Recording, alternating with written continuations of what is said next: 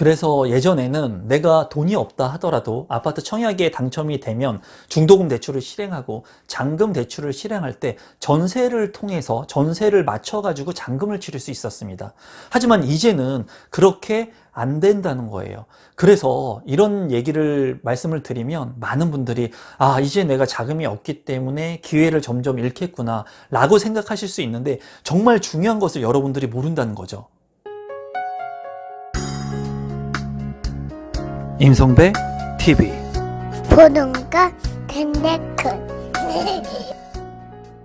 오늘은 구독자분께서 이제 전세를 주면은 향후에 이제 감옥에 간다고 하는 내용을 들었는데 그 내용이 무엇이냐 좀 자세한 설명을 해 주셨으면 좋겠다는 댓글을 남겨주셔서 그 부분에 대한 내용을 보고 좀 제가 말씀을 드려볼까 하고 신문기사의 내용이지만 이제 이러한 전월세 금지법이라고 하는 가칭 이러한 법안이 이제 진행이 되면서 그 이면의 것을 좀 볼 필요가 있습니다. 그래서 제가 생각하는 부분들을 여러분들한테 좀 공유해 보도록 하겠습니다.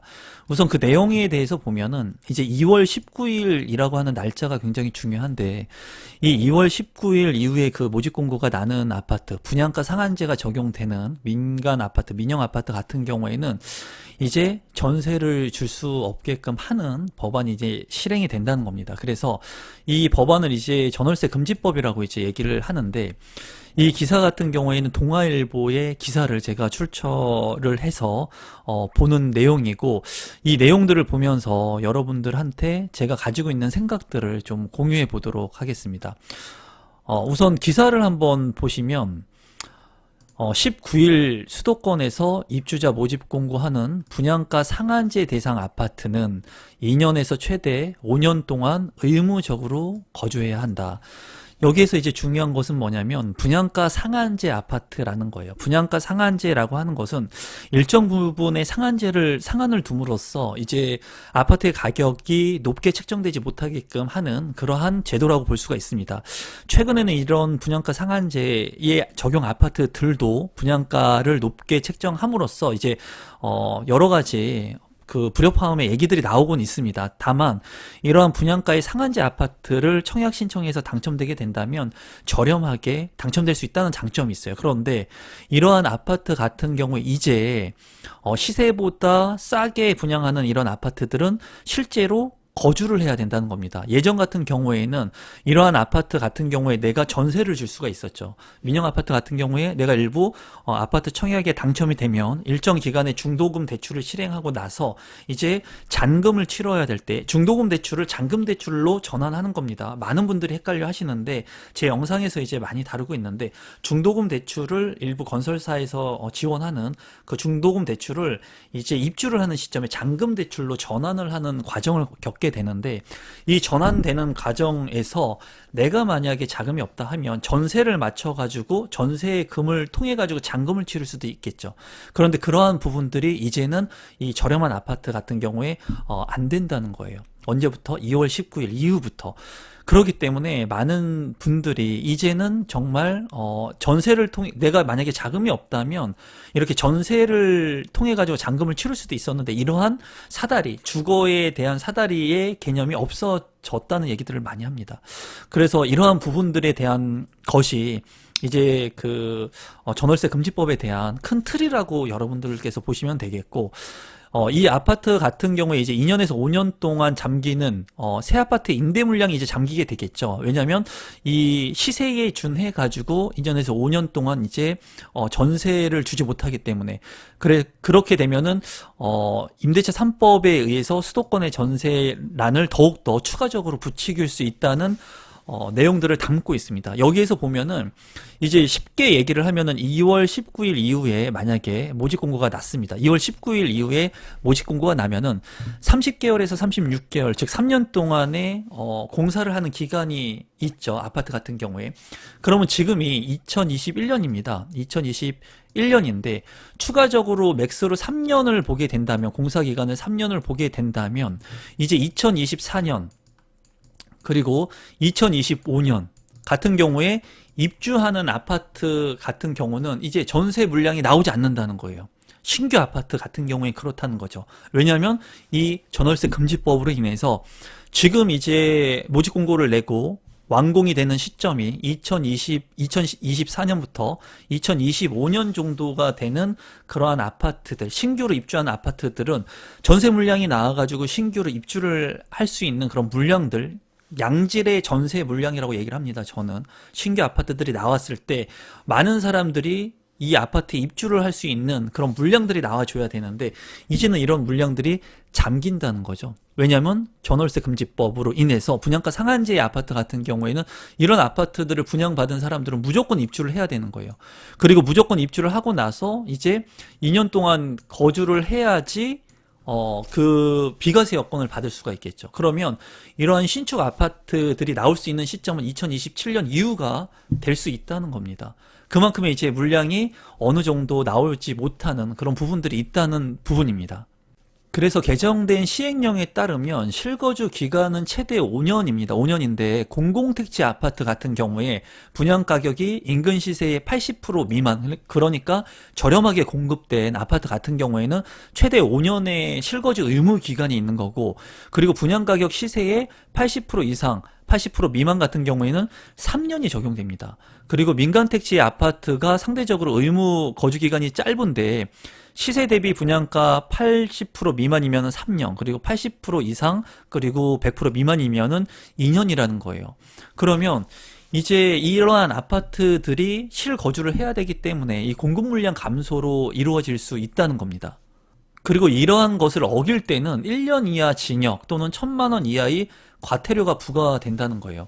그러니까 이제는 내 집을 가지고 있을 때 내가 이제 마음대로 팔 수 없다는 겁니다. 마음대로 전세를 줄 수 없다는 거예요. 이거는 자본주의에서 제가 봤을 때는 그렇게 옳은 그런 법안이라고는 생각하지 않습니다. 내 자산을 내가 자유롭게 사고 팔고 할 수 있고, 그런 시장 경제의 상황에서 가격이라고 하는 것들이 이제 책정이 돼야 되는데, 지금 이제 많은 투기나 이런 그 심리로 인해서 주택 가격이 많이 오르다 보니까 이런 것들을 자꾸 억제하는 것 같아요. 그래서 정부에서는 이제 전월세 상한제라던가 임대차 3법에 의한 그런 부분들, 그리고 이제는 실거주 의무 기간까지 두면서 이런 물량들을 마음대로 재산권을 행사하지 못하게끔 일부 제한적인 그런 상황이 벌어지고 있어요.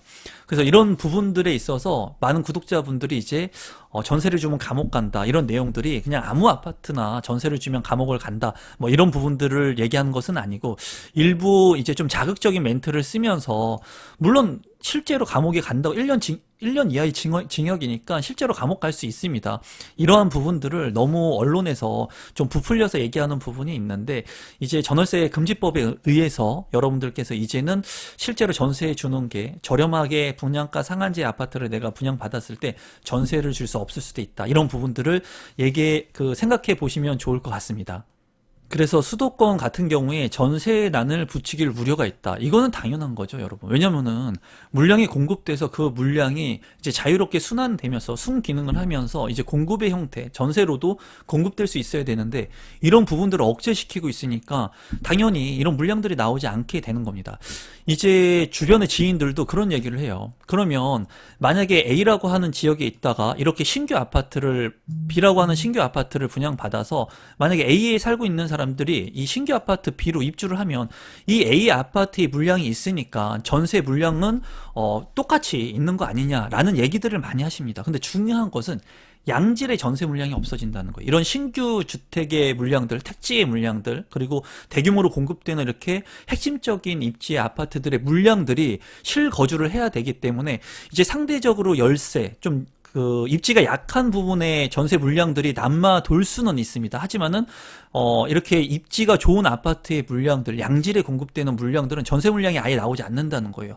그렇기 때문에 향후에는 이렇게 외곽에 있는 전세들이 그 가격에 조정을 받을 수도 있는 여지가 있을 것으로 보여집니다. 그리고 제가 봤을 때 정말 중요한 것은, 지금까지 영상을 들으신 분들은 아마 이런 내용들은 기본적인 내용이라고 볼 수가 있는데, 그 이면의 것을 여러분들이 생각해 보실 필요성이 있어요. 그 이면의 것은 뭐냐면, 대선이 있습니다, 여러분. 일단은 서울시장 그 선거가 있고요. 서울시장 선거에 의해서 공공재개발이나 공공재건축, 서울에 핵심적으로 이제 공급되려고 하는 이런 물량들이 순차적으로 지금도 조합원들 때문에 불협화음이 있지만은 이 서울시장이 어떤 분이 되느냐에 따라서 이런 부분들이 잘 진행이 될지 안 될지도 예측해 볼 수가 있는 거고, 이제 내년이면 대선이 있는데 이 대선 같은 경우에 대선이 어느 쪽에 대선에 승리를 하느냐에 따라서 이제 결국은 정책하고 부동산 정책하고 모든 것이 맞물려서 이렇게 톱니바퀴처럼 굴러가게 됩니다.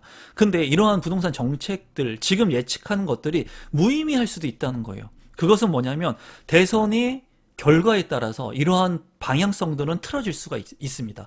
그래서 제가 말씀드리고 싶은 것은, 우리 구독자분들한테 말씀드리고 싶은 것은, 이렇게 지금 예측하는 부분들, 많은 분들이 예측하는 부분들이 이게 예측일 뿐이라는 거예요. 이 예측이 실제로 이루어질지 안 이루어질지는 많은 변수들이 지금 존재합니다. 그러니까 정말 중요한 것은 여러분들께서 그런 부동산 전문가들, 물론 저도 믿지 말라고 제가 얘기를 드리죠. 여러분들 스스로 시장을 파악하고 공부하면서 이런 예측에 따라서 시장이 빠르게 변화됩니다. 빠르게 변화돼요.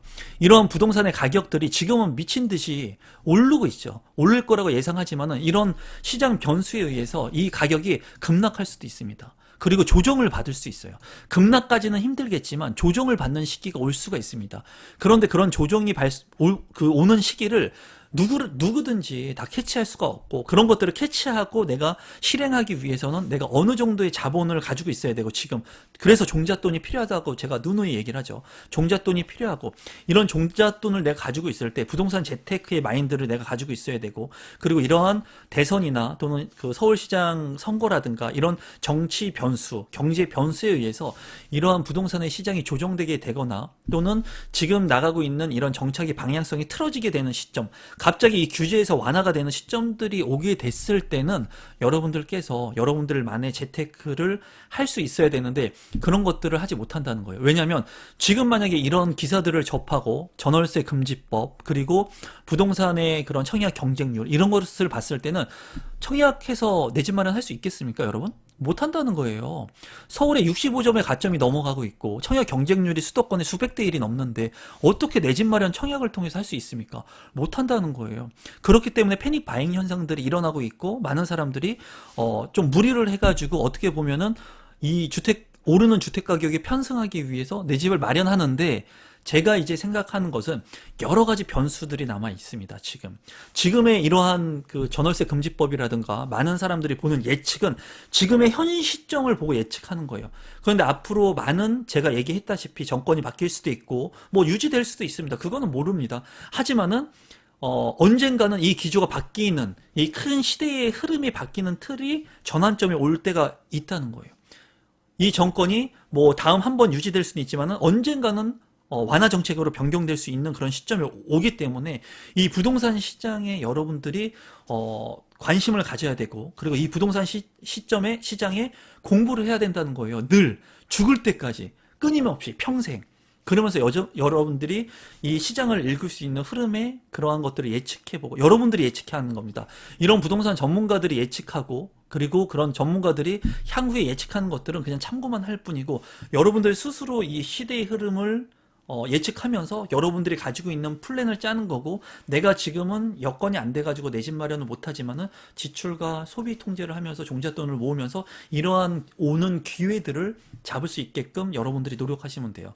그리고 그런 것들은 실시간으로 변화하게 됩니다. 이런 유튜브 채널을 통해서 제가 6개월 전에 얘기한 게 지금 와서는 틀릴 수 있다는 거예요. 틀릴 수 있어요. 그리고 제가 1년 전에 유튜브에서 얘기했던 게 지금 와서는 틀릴 수 있다는 거예요. 왜냐하면 실시간을 반영한 그런 정보들이 아니기 때문이에요. 그렇기 때문에 지금 이제 이러한 예측들, 전월세 금지법들, 그리고 계속 나오는 공공재개발 재건축들, 이런 재개발 재건축들이 많은 전문가들이 잘 안 될 거라고 합니다. 저 역시도 그렇게 안 될 거라는 거에 한 표를 주지만은 그거는 모르는 겁니다, 여러분. 향후에 이런 공공재개발이나 재건축이 순항을 할 수도 있어요. 그러니까 이 변화하는 시점에 부동산에 대한 그런 공부들을 정말 여러분들이 잘 하셔야 돼요. 이게 정말 중요하다고 저는 생각을 하거든요. 그래서 저는 늘 경제신문을 읽고 지금 현재의 신문들을 보면서 현재의 상황들, 큰 틀을 그냥 보는 겁니다. 큰 틀을 보고 그런 것들을 제가 100% 믿는 것이 아니라 향후에 어떻게 될 수 있겠구나를 예측해 보는 거예요. 그리고 그런 것들을 정치나 경제나 사회나 부동산이나 주식이나 이런 것들을 보면서 그런 예측들을 제가 하면서 거기에 제가 대응하면서 부동산 투자를 하고 있는 거고, 그리고 그런 저의 생각들을 여러분들한테 공유하는 거거든요. 그러니까 여러분들께서 지금 이런 생각 많이 하실 것 같아요. 이제 이 영상을 보면 전월세 금지법까지 나왔기 때문에 내가 아무것도 자금도 많이 없으니까 내가 청약 가점이 좀 높아가지고 청약 신청을 해가지고 그래도 전세로 잔금을 맞추려고 했는데 이제는 그 기회마저 없어졌구나 하고 자포자기 하시는 분들이 아마 분명히 있으실 거예요. 그런데 제가 봤을 때는 물론 지금의 현 상황에서는 어려운 상황에 직면하고 있습니다. 하지만은 이 상황들이 반드시 규제 완화나 전환하는 대세의 그 전환점을 맞을 수 있는 시점이 있으니까 여러분들께서 현재 하고 있는 그런 패턴대로 열심히 생활들을 하시면서 그런 기회들을 좀 준비하시면 좋을 것 같아요. 저는 항상 말씀드리지만은 여러분들한테 희망 고문 드리는 거 아니에요. 실제로 제가 가지고 있는 생각들을 하고 있고, 그리고 이러한 기회들이 대세 전환이 되는 시점이 반드시 올 겁니다. 그리고 저도 그런 기회들을 포착하고 그런 기회가 왔을 때 누구보다 빠르게 제가 움직여서 제가 가지고 있는 그러한 올바른 부동산 재테크를 하려고 준비를 늘 하고 있습니다. 그러니까 우리 구독자분들도 이런 전월세 금지법 이런 것들로 인해서 너무 낙심하지 마시고 여러분들의 상황에 맞춰서 지금 잘할 수 있는 것들을 하나하나 해 가시면 될 것 같아요. 그래서 구독자분께서 이 전월세 금지법, 그리고 뭐 전세를 주면 감옥 간다는데 무슨 내용이냐 하는 부분들에 대해서 제가 가지고 있는 생각과 아울러서 이제 나중에 또 다른 기회가 올 수 있는 것에 대한 부분을 영상을 한번 제작해 봤습니다. 오늘도 마지막까지 제 영상 시청해 주셔서 감사드리고, 여러분들께서 항상 끊임없이 부동산을 공부하셔야 돼요, 여러분. 그리고 한쪽에 치우치지 마시고 상승이냐, 폭락이냐, 그리고 규제냐, 완화냐, 너무나 이제 규제가 많이 되니까 이제 부동산은 끝났어, 이런 생각 절대 하시면 기회는 절대 만들 수가 없습니다, 여러분. 그러니까 다가오는 기회를 만들기 위해서 노력하시고, 저도 그런 기회들이 오게 된다면 여러분들한테 누구보다 빠르게 제가 가지고 있는 생각들을 공유하도록 하겠습니다. 그럼 오늘도 마지막까지 제 영상 시청해 주셔서 감사드립니다, 여러분. 오늘 영상은 이것으로 마무리 짓도록 하겠습니다. 감사합니다.